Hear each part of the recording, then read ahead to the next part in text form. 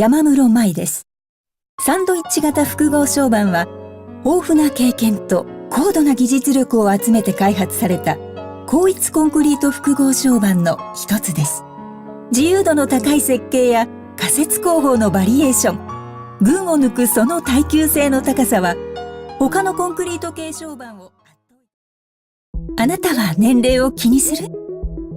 年相応にとか、いい年してとか、つまらない言葉があなたを縛ろうとするかも。着たことのない服に袖を通してみたり、見たことのない自分に心躍らせてみたり、他の誰でもない、そう、私を楽しむ。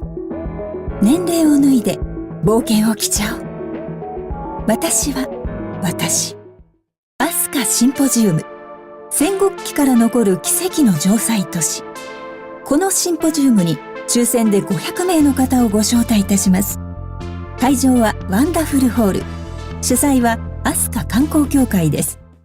外は北風。でも歩けば暖かくなる。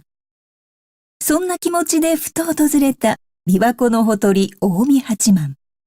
この町の変遷を運んだ水路には冬の澄んだ陽光がきらめき、小舟がたゆたうように浮かんでいる。